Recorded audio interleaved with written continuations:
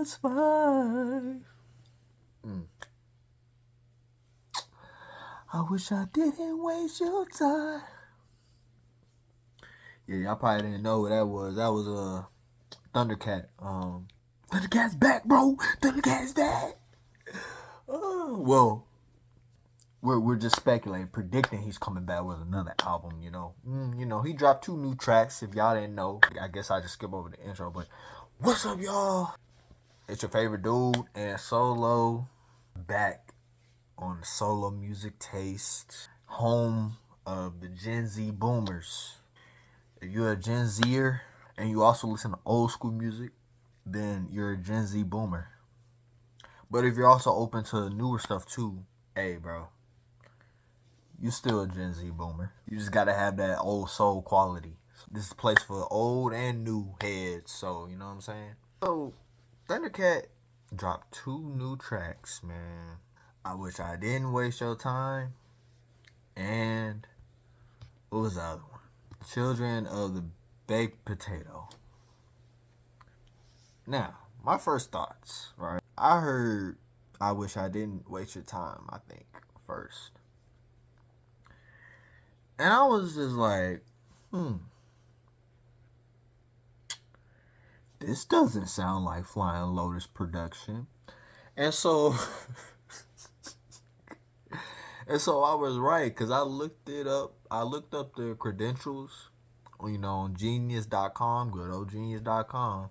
For those out there that want to know the credentials of any song that's out there for the most part, I went on there and saw the producer credits, and it wasn't Flying Lotus, man. That had me down, bro. That had me down, bro. Like, where the freak is Flying Lotus? Because I literally heard first few seconds of I wish I didn't waste your time. I'm like, bro, this don't sound like Fly Low. Like, this how you know I'm a Fly Low stan, bro. And like a Thundercat stan. In my opinion, one of the greatest artist producer duos, if you will. Thundercat produces some of his stuff. He dabbles into that a little bit too, but man, they one of the best, bro. When they come to work together. I mean, if y'all don't know, from Drunk and some of the other previous albums, Flying Lotus had his hands on basically every album. And when I heard these two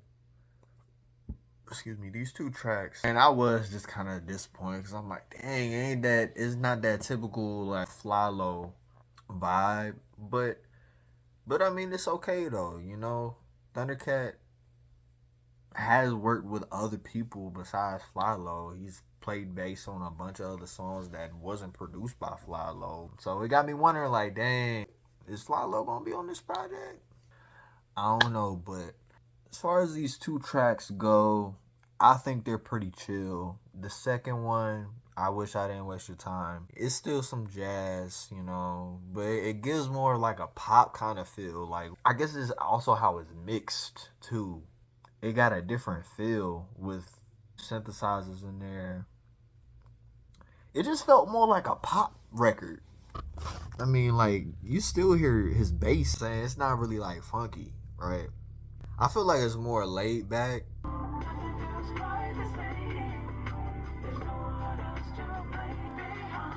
It's a shorter song too. The other part that made me think that this felt more like a pop record, because of it's really the elements in here, like some of the synths, it's like after you say, "Oh, damn, waste your time," and then that synthesizer,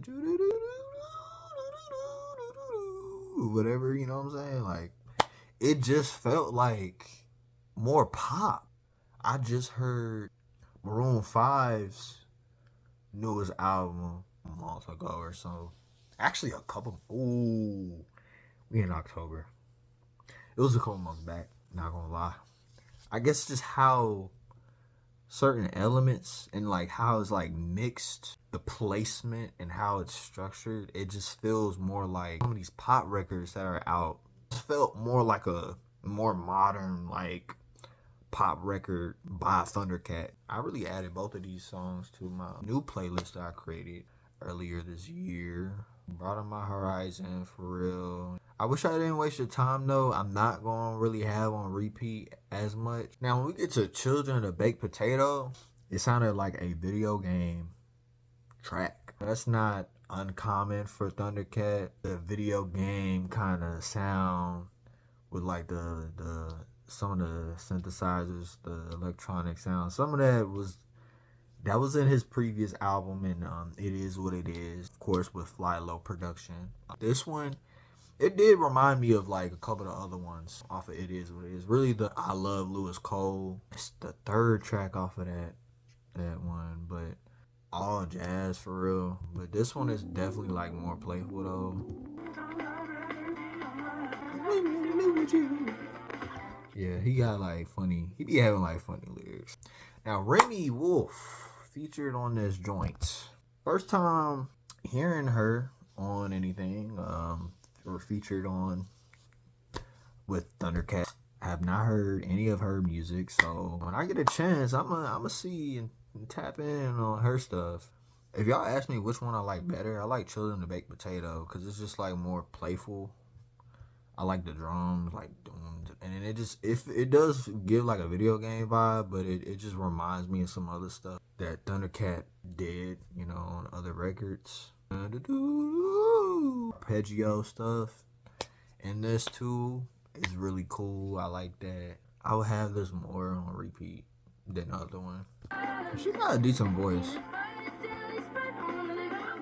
and it went up an octave, which was dope.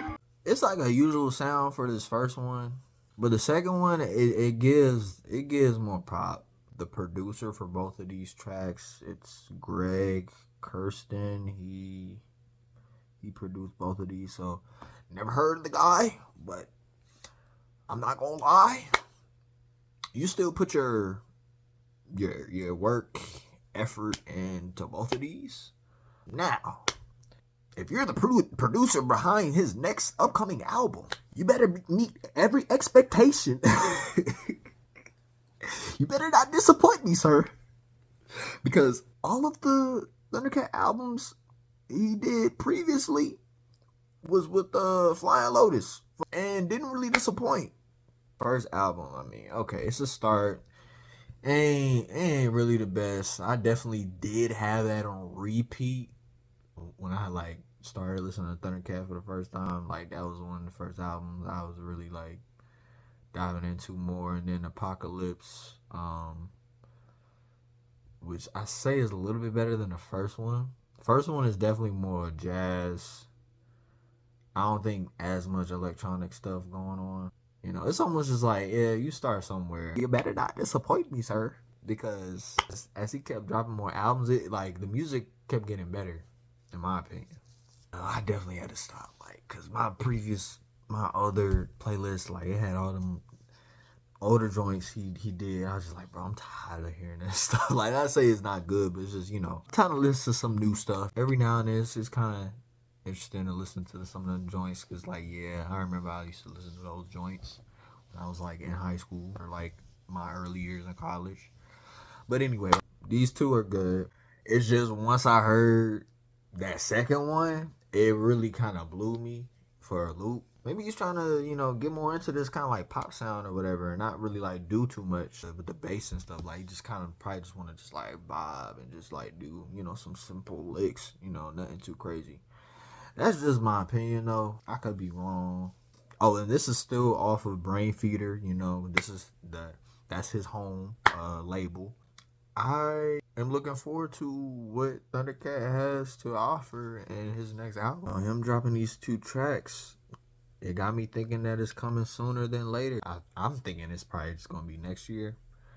But we'll see, y'all. But y'all let me know what y'all think with these two tracks. Do y'all like them? Do y'all dislike them? So what's your reasoning behind it? Like production, some of the elements, like it just let me know what y'all think in the comments below. Alright, y'all.